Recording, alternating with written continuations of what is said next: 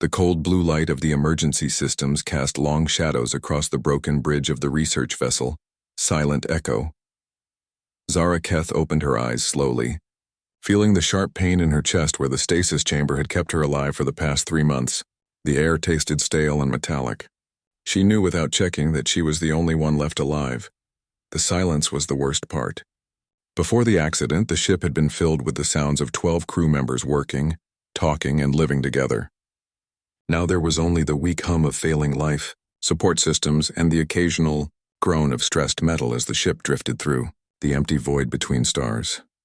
Zara Keth pulled herself up from the stasis pod, her long silver limbs shaking from the extended sleep. Her people, the Villani, were built for grace and precision, with thin bodies and large eyes that could see in almost complete darkness. Right now she was grateful for that gift. The main lighting had failed weeks ago, and only the dim emergency strips remained. She moved carefully through the corridors of the ship, checking each room even though she already knew what she would find. Her crewmates lay where they had fallen when the engine core exploded. The blast had torn through the ship's main power systems, cutting life support to most areas. Only the bridge section had maintained pressure, and only barely.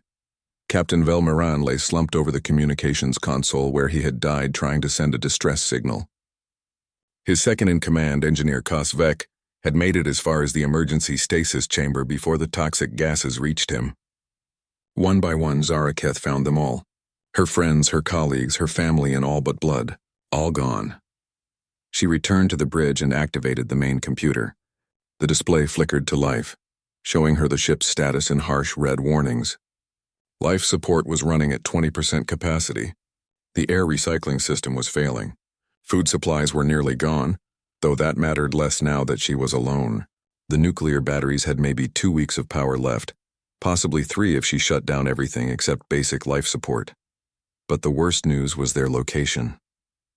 The navigation computer showed they were drifting in the space between star systems, far from any trade routes or inhabited worlds.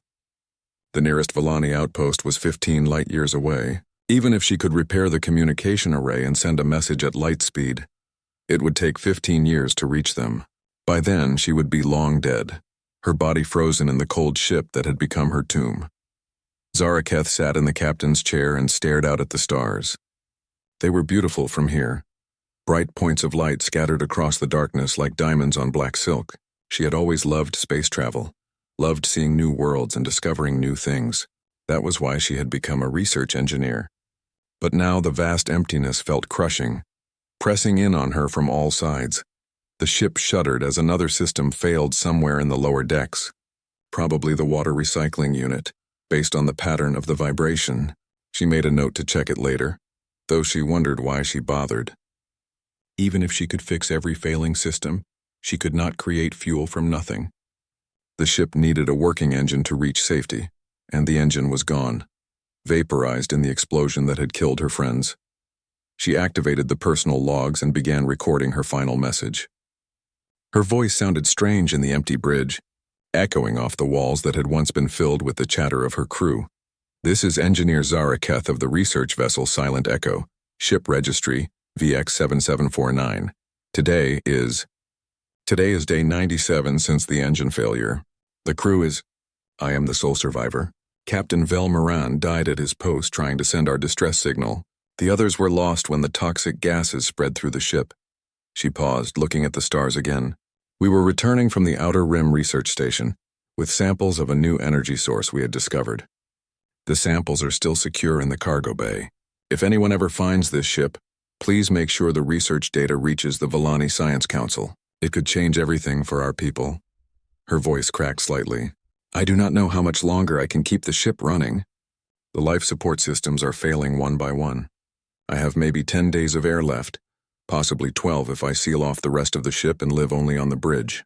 I have been trying to repair the long-range communications, but without proper tools or replacement parts, it is hopeless. She ended the recording and saved it to the ship's permanent memory core. At least future explorers would know what happened here. They would know that the crew of the Silent Echo had died doing important work, trying to bring new knowledge back to their people. The next few days passed in a blur of maintenance and repairs. Zara Keth worked constantly, trying to keep the failing systems running for just a little longer. She sealed off the damaged sections of the ship, concentrating all her efforts on keeping the bridge habitable. She rationed her water carefully and ate only the minimum food needed to stay alive. On day 101, the main air recycling unit finally failed completely. She managed to activate the backup system, but it was smaller and older.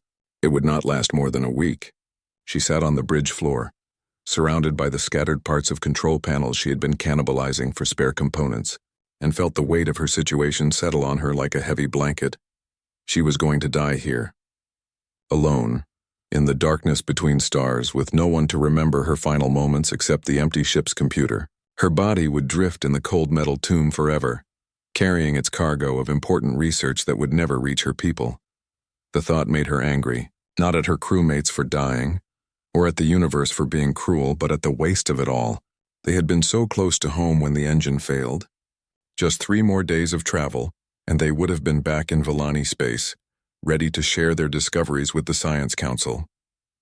The new energy source they had found could have powered ships for centuries, could have opened up new possibilities for exploration and growth. Now it would all be lost. She tried the communications array again, even though she knew it was pointless. The main transmitter was completely dead, and the backup unit could barely reach beyond the ship's own hull. She sent the signal anyway, broadcasting her location and status on all frequencies. Maybe by some miracle another ship would be close enough to hear her.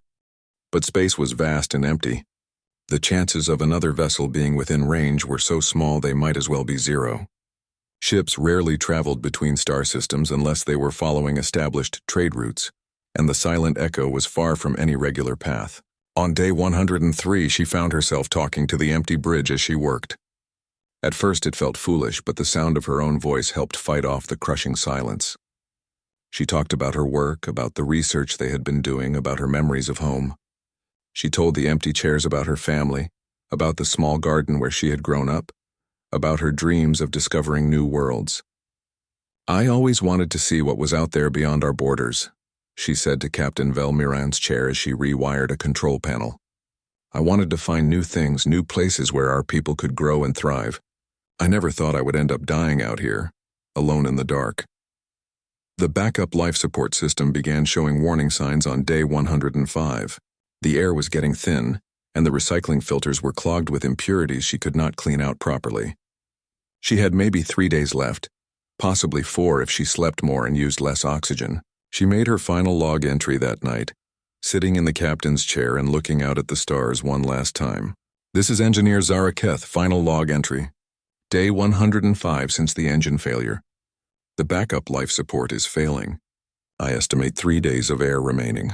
I have done everything I can to repair the ship, but without proper parts and tools, it is impossible. The research data is secure and ready for transfer if anyone ever finds us." She paused, watching a distant star twinkle in the viewport.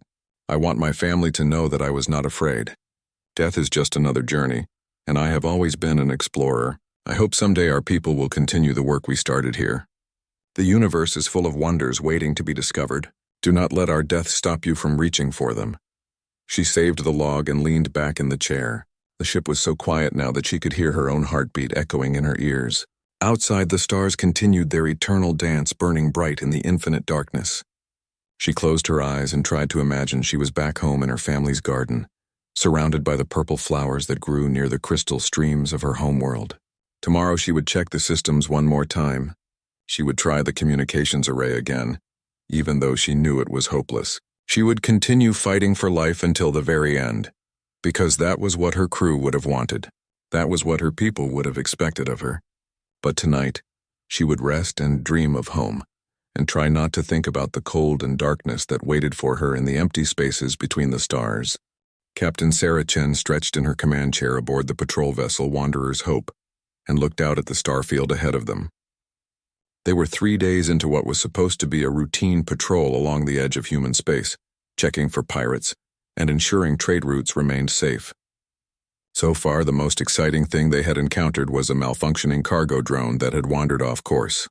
"Anything interesting on the sensors, Martinez?" she asked her chief engineer, a stocky man with grease-stained hands who could fix anything that broke and improve half the things that did not need fixing. "Just the usual space junk, Captain. Some old debris from a battle that happened here maybe 50 years ago. Wait. Martinez frowned at his display. That's strange. I'm picking up something that doesn't belong here. Sarah leaned forward. After 15 years in space, she had learned that strange was usually code for potentially dangerous. What kind of something? It's a signal. Very weak, very old by the pattern, but it's definitely artificial. Someone built a transmitter and it's still broadcasting. Martinez adjusted his controls, trying to clean up the signal. The frequency is weird, though. Not anything we use and not anything the Centauri use either. Dr. Elena Okafor, the ship's medical officer and science specialist, looked up from her research station. Could it be from one of the unknown species we've heard rumors about? The ones the traders sometimes mention? Sarah nodded thoughtfully.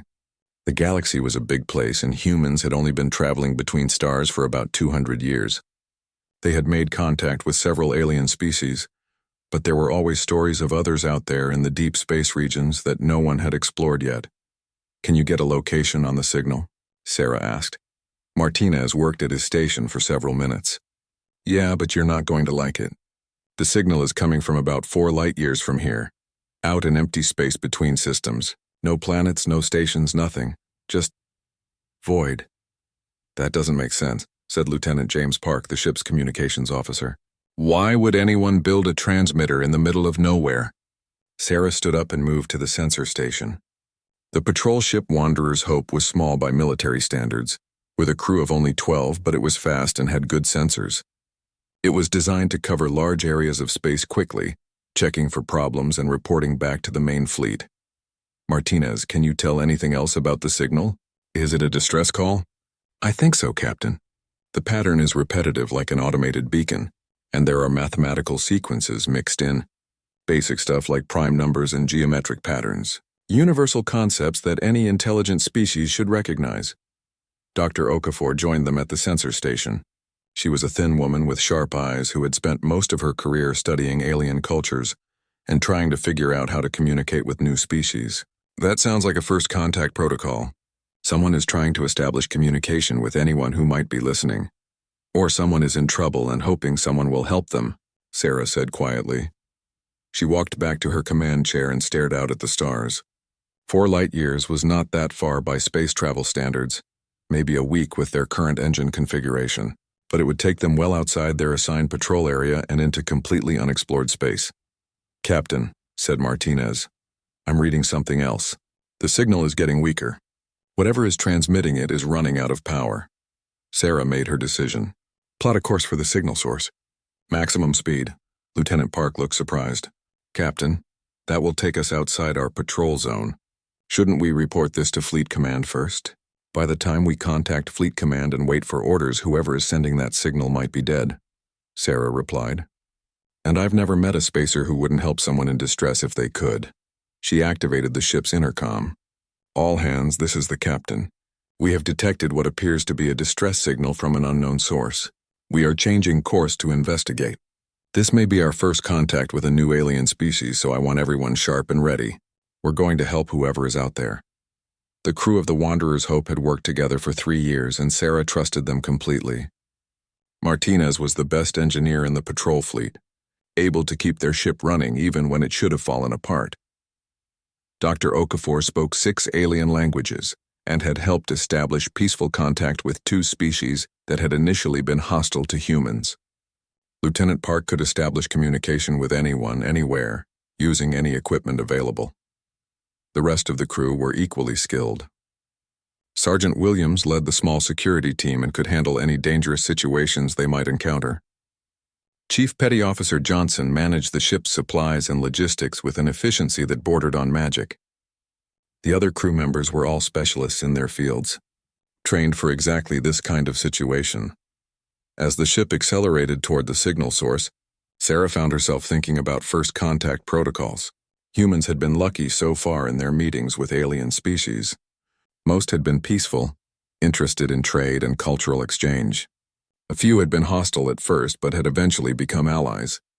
None had been completely incomprehensible or genuinely threatening to human civilization. But this felt different.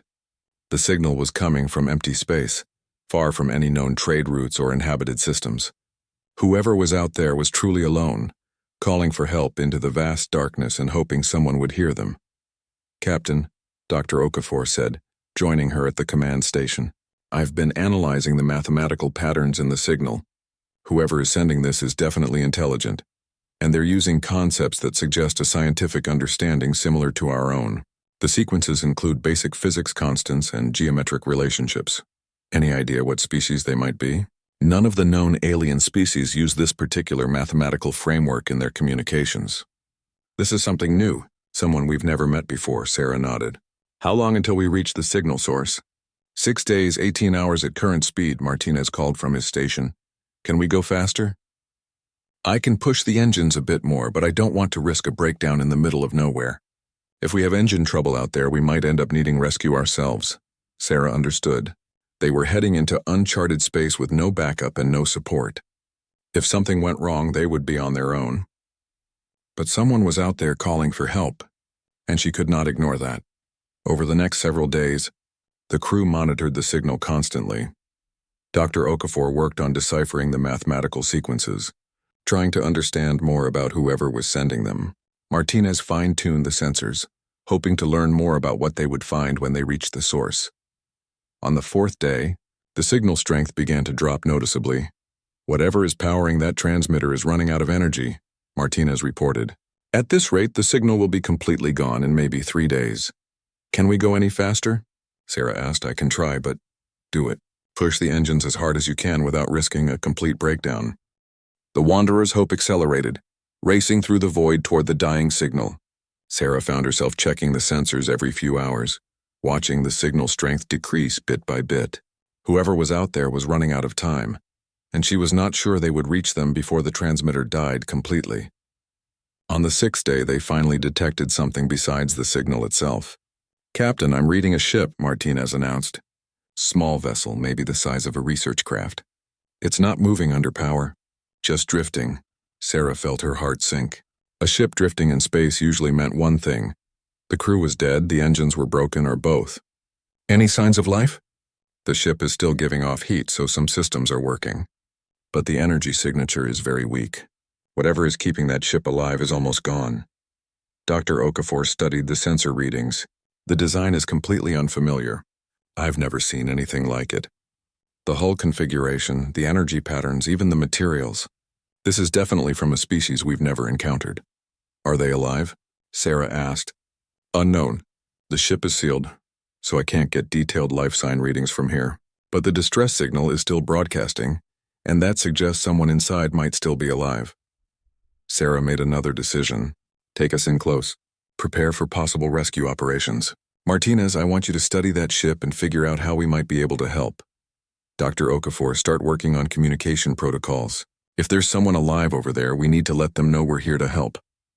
As they approached the alien vessel, Sarah could see it through the main viewport. The ship was sleek and elegant, with smooth curves and what looked like crystalline components integrated into the hull. It was beautiful in its way, but it was also clearly damaged. Sections of the hull were blackened, and she could see what looked like explosive damage near what was probably the engine section. "The ship looks like it suffered some kind of catastrophic engine failure," Martinez observed. "Probably an explosion in the main power systems. It's amazing anyone survived."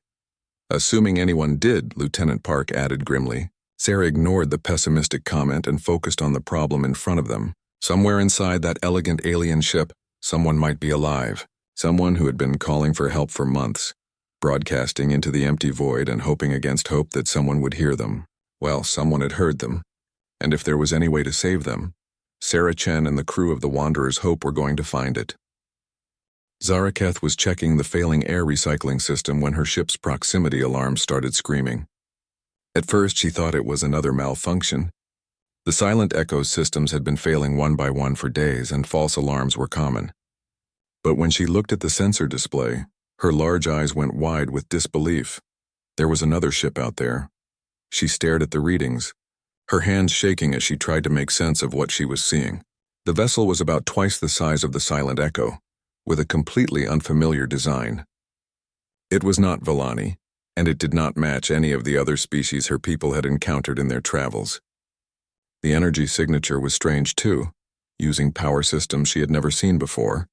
But it was real, and it was moving under its own power, approaching her dying ship with what looked like deliberate intent.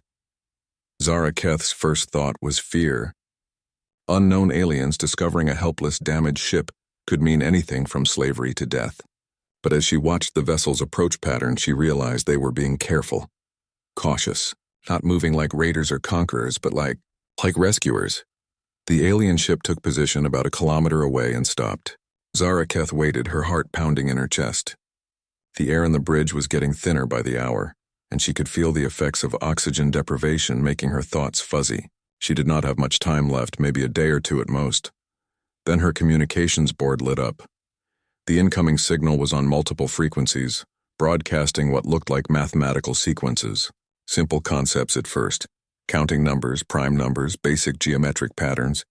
Whoever was on that ship was trying to establish communication using universal mathematical principles. Zara Keth's training kicked in. As a research engineer, she had studied first contact protocols extensively. She activated her ship's transmitter, broadcasting back the same mathematical sequences to show she understood. Then she added the next logical progression: squares, cubes, and basic physics constants. The response came back almost immediately, expanding on her transmission with more complex mathematics. Whoever was out there was intelligent and educated, probably scientists or engineers like herself. Over the next hour, they built up a basic communication framework. The aliens introduced concepts of mass, energy, and distance using mathematical relationships. Zara Keth responded with her own understanding of these concepts, showing that despite their different origins, they shared fundamental knowledge about how the universe worked. But mathematics could only convey so much. She needed to let them know she was in danger, that her ship was dying and she needed help. Using the basic number systems they had established, she began transmitting her ship's status. Power levels critically low, life support failing, only one crew member surviving. The response was immediate and unmistakable. The alien ship moved closer, taking up position only a few hundred meters away. Through her viewport, Zara Keth could see lights moving across the other vessel's hull, and she realized they were examining her ship with some kind of scanning equipment. Then came a new transmission, more complex than anything they had exchanged so far. Using the mathematical framework they had built, the aliens were asking specific questions about her life support requirements, her atmospheric needs, her biology. They wanted to help her, but they needed to understand what she required to stay alive. Zara Keth worked frantically to provide the information. She transmitted data about Villani physiology, the gas mixture she needed to breathe, the temperature range her body could tolerate, the atmospheric pressure required for her survival. She tried to convey the urgency of her situation, that her life support would fail completely within hours. The alien ship moved even closer, and Zara Keth could see through her viewport that they had extended what looked like sensor arrays and scanning equipment. They were studying her ship in detail, probably trying to figure out how to help her. But the most amazing part was that they were trying to help at all. These beings had encountered a completely unknown alien species in distress, and their first instinct was to offer assistance. In Zara Keth's experience, that was unusual. Most species were cautious about first contact, preferring to study and evaluate before making any commitments. These aliens seemed different. A new transmission arrived, and this one included visual elements. Simple line drawings showing two ships connected by some kind of tube or passage. The aliens were proposing to dock with her vessel and transfer her to their ship. But the drawings also showed questions. Symbols asking about the compatibility of their ship's docking systems, about whether her ship could handle the stress of a forced connection. Zara Keth studied her ship's schematics. The Silent Echo had standard Villani docking ports, but she had no idea if they would be compatible with alien systems. The ship's hull was weakened by the engine explosion, and any stress might cause catastrophic decompression. But what choice did she have? Her life support would fail completely within 12 hours. Without help, she would die regardless of the risks. She transmitted back her agreement to the docking attempt, along with detailed technical specifications of her ship's docking systems. She also included warnings about the hull damage and the risk of structural failure. The response came with what she interpreted as acknowledgement and reassurance. The aliens understood the risks, but they were willing to proceed anyway. Over the next several hours, Zaraketh watched through her viewport as the alien ship maneuvered carefully into position. She could see figures moving behind transparent sections of their hull, beings in what looked like protective suits working with equipment she did not recognize. They moved with purpose and skill, clearly experienced in technical operations. The aliens deployed what appeared to be a flexible connecting tube from their ship to hers. It was ingenious engineering, designed to create an airtight seal even between incompatible docking systems. As she watched, they carefully attached their end to her ship's main airlock, using some kind of universal coupling device that adapted to her ship's specific configuration. But then her ship's computer started screaming warnings. The docking process was putting stress on the weakened hull, and several sections were showing signs of imminent structural failure. The alien ship's connection was sound, but her vessel might not be able to handle the mechanical forces involved. Zaraketh transmitted the warning data to the other ship, showing them the stress readings and the risk of hull breach. The response was immediate. They acknowledged the danger but indicated they would proceed anyway. They would work as quickly as possible to minimize the risk. The connecting tube pressurized, and Zaraketh's sensors showed that there was now a breathable atmosphere in the passage between the ships. But it was not an atmosphere she could survive in. The gas mixture was completely different from what Vallani needed, with different oxygen levels and unknown trace gases that might be toxic to her physiology. Another transmission arrived, showing a figure in a protective suit moving through the connecting tube. The aliens were coming to her ship, presumably with equipment to help her survive the transfer to their vessel. Zaraketh moved to her ship's main airlock and waited. Her hands were shaking, both from oxygen deprivation and from the sheer impossibility of what was happening. After months of being alone in the void, certain she would die forgotten and alone, aliens had arrived to save her. Not just any aliens, but ones who seemed genuinely committed to helping her survive. The outer airlock door cycled, and she heard the sounds of someone moving in the chamber beyond. Then the inner door opened, and Zaraketh got her first look at her rescuers. The being in the airlock was shorter than she was, with a more compact build. It wore a sophisticated protective suit, but she could see its face through a transparent faceplate. The features were alien, but somehow familiar. 2 eyes, a nose, a mouth arranged in a configuration that suggested intelligence and curiosity rather than threat. The alien held up its hands, showing her a device that looked like a portable life support unit. Through gestures and simple movements, it indicated that the device was designed to keep her alive during the transfer between ships. The engineering was remarkable. They had studied her transmitted biological data and built a custom life support system in a matter of hours. Zaraketh nodded her understanding and allowed the alien to help her into the portable life support unit. It fit over her torso like a vest, with tubes and connections that provided the gas mixture she needed to breathe. The alien checked the connections carefully, then activated the unit and monitored the readouts. When everything was working properly, the alien gestured toward the connecting tube. Together they moved through the passage between ships, the alien staying close to ensure the life support system continued functioning properly. The journey through the connecting tube felt like the longest few minutes of Zaraketh's life. She was completely dependent on alien technology and alien goodwill, trusting beings she had never seen before with her life, but they had gone to extraordinary lengths to help her, building custom life support equipment and risking their own safety to dock with her damaged ship. They reached the other ship's airlock, and Zaraketh got her first look at the interior of an alien vessel. The design was different from Vallani ships, more angular and utilitarian, but clearly built by beings who understood both function and form. The corridors were sized for creatures similar to her rescuer, a bit smaller than Vallani but not uncomfortably so. Other aliens were waiting for them, all wearing protective suits and carrying various pieces of equipment. One approached with what looked like a more sophisticated life support system, larger than the portable unit, but apparently designed for longer-term use. Through gestures and simple movements, they indicated they wanted to replace her temporary life support with the more permanent system. Zaraketh agreed, and they worked together to make the transfer. The new system was more comfortable and seemed to provide a better gas mixture, closer to what she was used to on her home world. Once she was stable on the new life support, one of the aliens removed its helmet, revealing the face she had glimpsed earlier. The being looked directly at her and spoke. The sounds completely unfamiliar, but the tone clearly communicative. When Zaraketh did not respond, the alien tried again with a different set of sounds. Realizing they did not share a spoken language, the alien retrieved a small device and began inputting the mathematical sequences they had used in their transmissions. The device displayed the information visually, and the alien pointed to itself and made sounds, apparently giving its name or identification. Zaraketh understood. Using the mathematical framework, she indicated her own name and species identification. It was basic, but it was a start. Over the next hour, more aliens arrived to examine her condition and ensure her life support systems were working properly. They were clearly scientists and engineers, approaching the problem of keeping her alive with the same methodical care they had shown in rescuing her from her dying ship.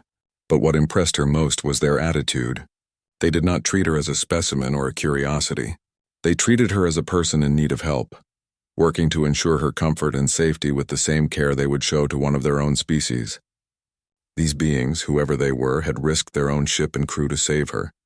They had built custom life support equipment, performed a dangerous docking maneuver, and welcomed her aboard their vessel with no expectation of reward or compensation.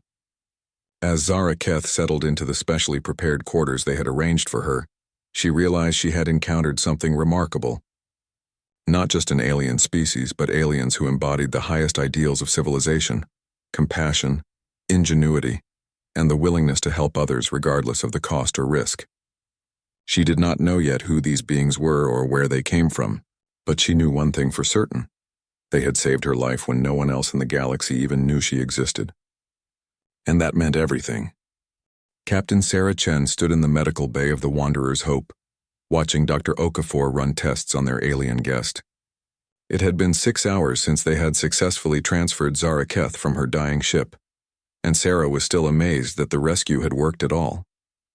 The entire operation had been impossibly risky. They had been forced to dock with a structurally damaged vessel, create a life support system for a completely unknown alien physiology, and perform the transfer while both ships were at risk of catastrophic failure. But somehow Martinez's engineering genius and Dr. Okafor's quick thinking had made it possible. "How is she doing, Doc?"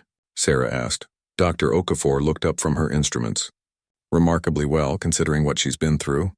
Her species has some similarities to humans in basic biology, but there are significant differences in respiratory and circulatory systems. The life support unit Martinez built is working perfectly, maintaining the exact atmospheric conditions she needs."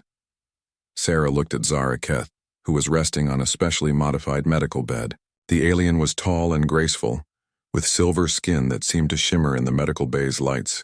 Her large dark eyes tracked movement around the room with obvious intelligence, and she had been trying to communicate with the crew using the mathematical framework they had established during the rescue. "Any idea how long she was alone on that ship?" Sarah asked. "Based on her condition and the data we recovered from their computer systems, probably 3 to 4 months. Her entire crew died in the engine explosion, and she's been keeping the ship running on emergency power ever since. Another day or two and her life support would have failed completely." Sarah shook her head. 3 months alone in a dying ship, and she never stopped trying to repair systems and call for help. That takes incredible courage. Martinez entered the medical bay carrying a tablet full of technical data. "Captain, you need to see what we found on her ship." "The technology is amazing. Their energy systems are at least 50 years ahead of anything we have. And the research data in their computers, it's revolutionary." "What kind of research?" "New energy sources. They were studying some kind of exotic matter that could power ships for centuries without refueling. If we could understand even half of what they discovered, it would change everything for human space travel." Dr. Okafor activated a translation program she had been working on, combining the mathematical communication system with linguistic analysis software. "I'm starting to decode some of their language. Her name is Zaraketh, and her species calls themselves the Villani. They're explorers and scientists like us." Sarah walked closer to Zaraketh's bed. The alien watched her approach with curious eyes, then made a series of gestures that seemed to be some kind of greeting. Sarah responded by placing her hand over her heart and saying, "Sarah, I'm Sarah." Zaraketh repeated the gesture and made sounds that were clearly her attempt to pronounce the human name. Then she pointed to herself and said something that sounded like her own name. "She's trying to learn our language," Dr. Okafor observed. The Villani appear to be natural linguists. She's already picked up several human words just from listening to us talk. Over the next several days, communication between the humans and their alien guest improved dramatically. Dr. Okafor worked around the clock to build a translation system, while Zaraketh proved to be an eager student of human language and customs. She was particularly interested in the ship's technical systems and spent hours with Martinez learning how human engineering differed from Villani approaches. But the most remarkable thing about Zaraketh was her attitude toward her rescuers. Despite being alone and facing certain death, despite being rescued by complete strangers from an unknown species, she showed no fear or suspicion. Instead, she was grateful and curious, eager to learn about her rescuers and share her own knowledge in return. She keeps asking why we helped her, Dr. Okafor told Sarah during one of their daily briefings. She says that in her experience, most species are cautious about first contact. They study each other for months or years before making any commitments.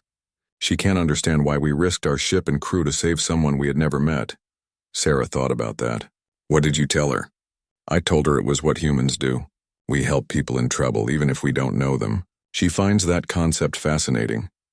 Meanwhile, Martinez had been working with Zaraketh to study the technology from her ship. The silent echo systems were badly damaged, but there was still enough intact equipment to analyze. What they found was revolutionary. Captain, you have to see this, Martinez said, bursting into Sarah's ready room with excitement. The energy efficiency of their systems is incredible. They can generate 3 times as much power as our reactors using half the fuel, and their computer systems process information using quantum effects we barely understand. Can we adapt any of it to our ships?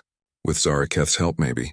She's been teaching me the basic principles, and some of it might be compatible with our technology. But the real prize is the research data they were carrying.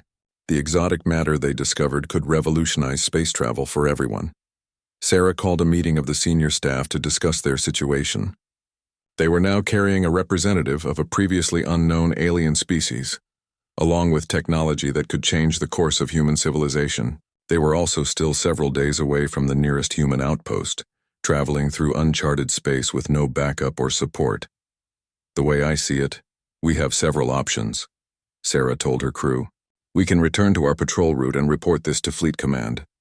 We can head directly to the nearest starbase and turn everything over to the diplomatic corps, or we can take Zaraketh to Earth itself and let her make first contact with our government directly. Lieutenant Park spoke up. What does she want to do? That's the interesting part, Dr. Okafor said. She wants to go wherever she can be most useful. She's not thinking about her own safety or comfort. She's thinking about how to make sure the research data reaches her people, and how to establish good relations between humans and the Villani. Sergeant Williams, who had been quiet throughout the meeting, finally spoke. Captain, I've been thinking about something. We found her ship in completely empty space, far from any trade routes or inhabited systems. How did they end up there? Sarah had been wondering the same thing. Zaraketh, can you tell us why your ship was so far from your home territory? Through the translation system, Zaraketh explained that they had been returning from a research station in what she called the Outer Rim, carrying samples and data from their discoveries. The route they had taken was supposed to be a shortcut, a way to avoid the heavily traveled trade lanes where pirates and raiders might target a research vessel. She says they were only 3 days away from Villani space when their engine failed. Dr. Okafor translated, if they had made it home, the energy source they discovered could have transformed their entire civilization. Martinez looked up from his technical analysis. Captain, I think I know why their engine failed. The exotic matter they were studying is incredibly powerful, but it's also unstable. They were carrying raw samples in their cargo hold and something went wrong. The energy release was what caused the explosion. Is it dangerous to us? Not anymore. The samples are inert now. Probably because they've been exposed to vacuum and radiation for months. But the research data shows how to stabilize and harness the energy safely. If we can understand their work, we could build engines that never need refueling. Sarah made her decision. We're going to Earth. Zaraketh deserves to meet with our highest authorities, and this discovery is too important to trust to routine diplomatic channels. Martinez, I want you to continue working with her on the technology transfer. Dr. Okafor, Keep improving the translation systems. We need to be able to communicate perfectly by the time we reach Earth. Over the following weeks, as the Wanderer's hope traveled toward the Sol system, the relationship between humans and their Villani guests deepened. Zaraketh learned to speak basic English, while several crew members picked up elements of the Villani language. She shared stories of her home world, a place of crystal cities and purple forests where science and art were equally valued. But what impressed the humans most was Zaraketh's resilience and optimism. Despite losing her entire crew and nearly dying alone in space, she remained positive and forward-looking. She spoke of her rescue not as a tragedy survived, but as an opportunity to build bridges between their species. She keeps saying we're proof that the galaxy has good people in it, Dr. Okafor told Sarah. She says that before she met us, she thought most species were primarily concerned with their own survival and advancement. But seeing humans risk their lives to save a complete stranger has changed her entire view of what intelligent life can be. Martinez had similar observations from his technical work with Zaraketh. She's amazed by our willingness to share information freely. In Villani society, scientific knowledge is shared within research teams, but it takes formal agreements and negotiations to share between different organizations. She can't believe we're just giving her access to our technical databases without asking for anything in return. What did you tell her? That knowledge belongs to everyone. The more we all know, the better off we all are. She said that was the most human thing she'd ever heard. As they approached Earth, Sarah found herself thinking about the implications of what they had accomplished. They had made first contact with a new alien species under the most dramatic circumstances possible. They had risked their lives to save someone they had never met, and in return, they had gained access to technology that could transform human civilization. But more than that, they had demonstrated something important about humanity. When faced with someone in need, humans responded with compassion and courage. They did not calculate costs and benefits or worry about political implications. They simply helped, because helping was the right thing to do. Zaraketh had seen that quality in humanity, and recognized it as something special. She had told Dr. Okafor that most species in the galaxy were cautious and self-interested, willing to help others only when it served their own purposes. But humans seemed to help simply because they could, because they believed it was their duty to assist those in trouble. As Earth grew larger in their viewports, Sarah Chen knew that their rescue mission had become something much more significant. They had not just saved one alien life. They had begun a relationship between species that could change the future of both races, built on a foundation of mutual respect, shared knowledge, and the simple human belief that no one should die alone if you can help it. 6 months after her rescue, Zaraketh stood on the observation deck of the Earth orbital station, looking down at the blue and green world that had become her temporary home. The planet was beautiful in a way that reminded her of her own homeworld, but different enough to be constantly fascinating. Where Villani worlds had crystal formations and purple vegetation, Earth had vast oceans and green forests that shifted color with the changing seasons. The past months had been a whirlwind of activity. First contact between humanity and the Villani Collective had been officially established, with Zaraketh serving as the primary liaison and cultural interpreter. She had met with Earth's top scientists, engineers, and diplomats, sharing the research data from the Silent Echo, and helping to establish communication protocols with her people. The technology exchange had exceeded everyone's expectations. Human engineers, working with Villani technical specifications, had successfully built prototype engines using the exotic matter energy source.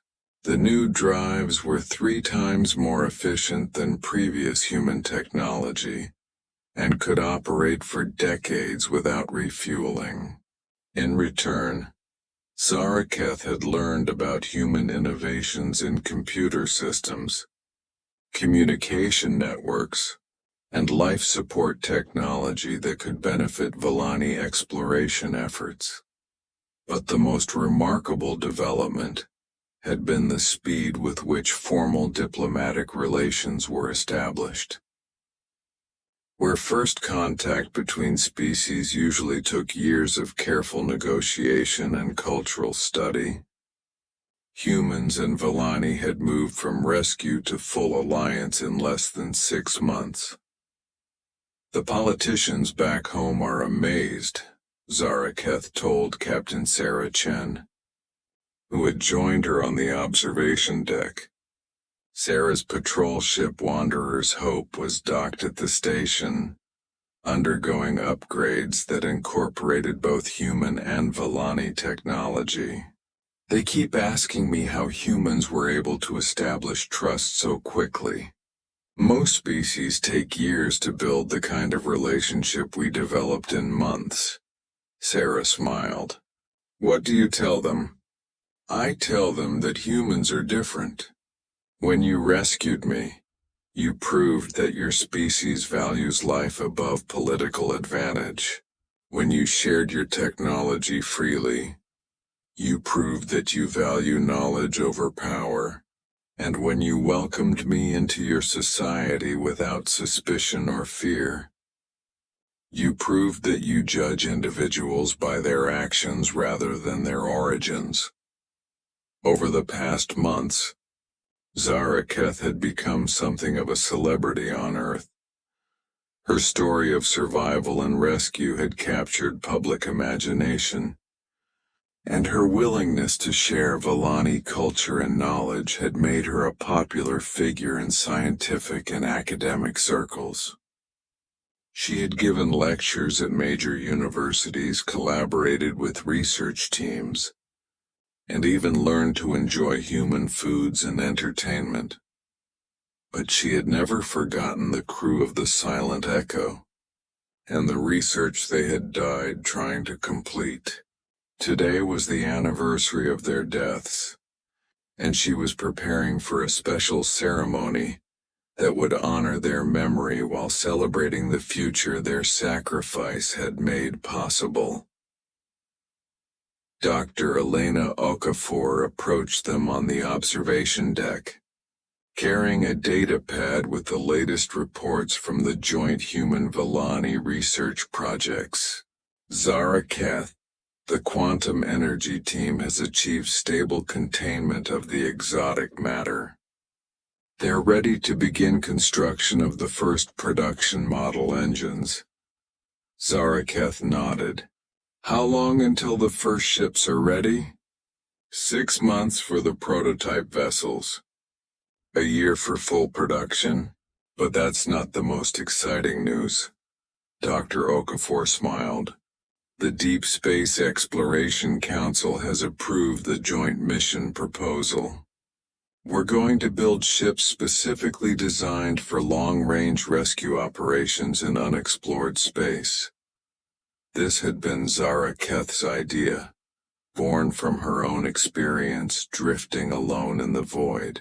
She had proposed creating a joint human-Villani fleet of ships designed specifically to respond to distress calls in deep space, equipped with the best technology from both species and staffed by crews trained in first contact and emergency rescue procedures. What will they call the first ship? Sarah asked. The council has decided to name it the Silent Echo, Dr. Okafor replied, in honor of Zaraketh's original crew and their contribution to making this possible. Zaraketh felt tears in her eyes. In Villani culture, having a starship named after your fallen comrades was the highest honor possible. It meant their memory would live on among the stars, helping to save others who found themselves lost and alone in the vast darkness. Martinez joined them on the observation deck, grinning with excitement. You have to see this, Zaraketh. The first prototype engine just completed its test run. The energy output is incredible and the efficiency ratings are even better than we predicted.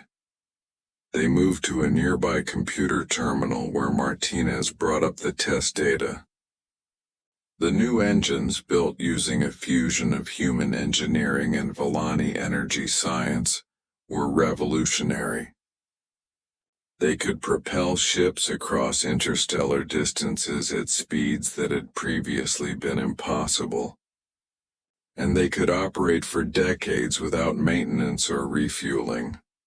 Ships equipped with these engines could reach any distress call in this part of the galaxy within weeks instead of months, Martinez explained. No one will have to drift alone in space for months the way you did. Zaraketh studied the technical specifications, her engineering mind appreciating the elegant solution to problems that had challenged both species for generations. My crew would be proud to see this. They believed that knowledge should serve life, and this technology will save countless lives across the galaxy. Later that day, Zaraketh participated in the formal ceremony, establishing the joint Human-Villani Deep Space Rescue Service. Representatives from both species were present, along with crew members from dozens of ships that would be equipped with the new technology. Captain Chen had been selected to command the first rescue vessel, the Silent Echo, with a mixed crew of humans and Villani. During the ceremony, she spoke about the importance of the mission they were undertaking. Space is vast and dangerous, and intelligent beings sometimes find themselves in trouble far from home, Sarah said to the assembled crowd. When that happens, they should know that someone will come for them, that no one dies alone in the void if we can prevent it. That's not just a human belief or a Villani belief.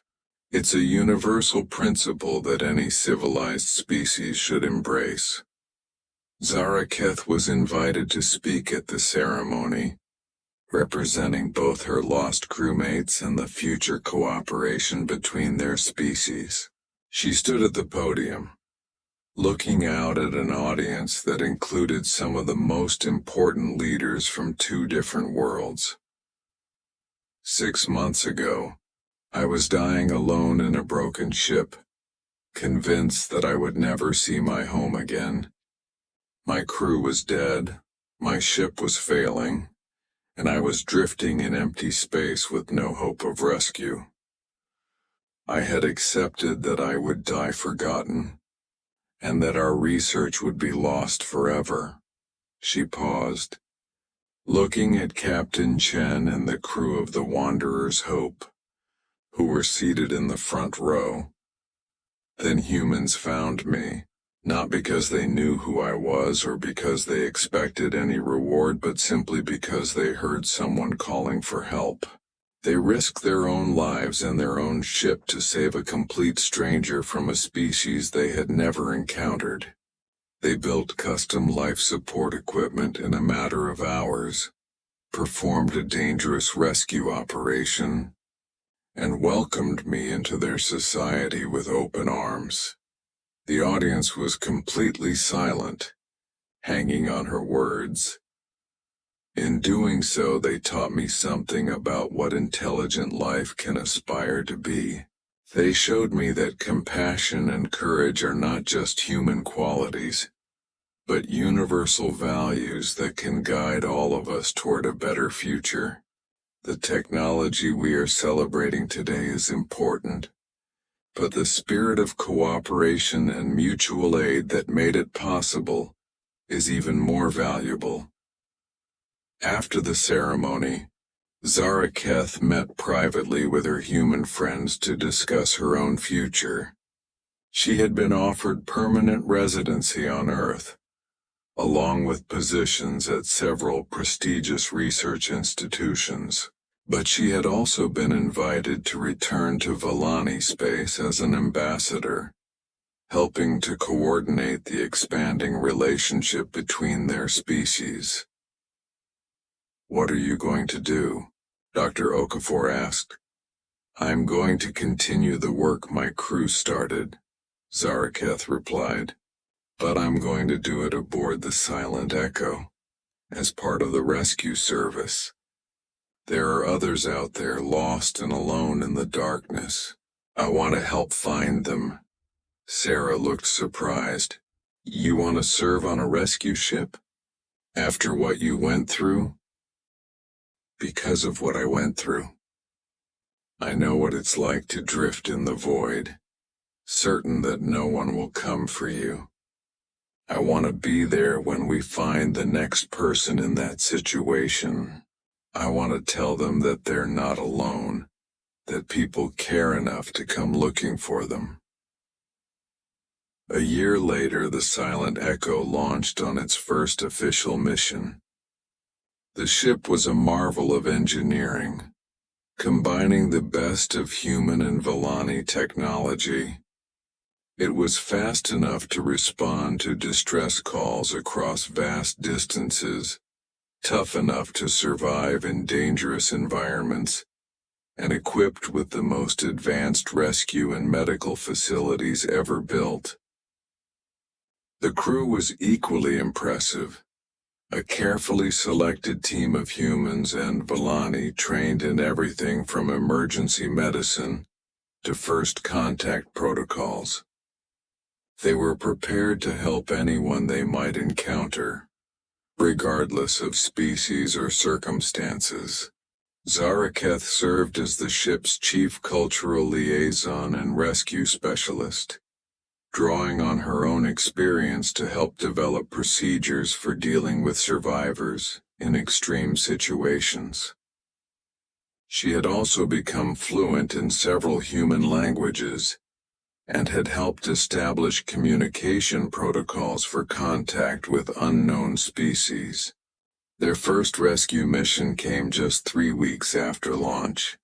A mining ship from the Centauri Republic had suffered engine failure in a remote system, leaving 43 crew members stranded on a barren planet with failing life support.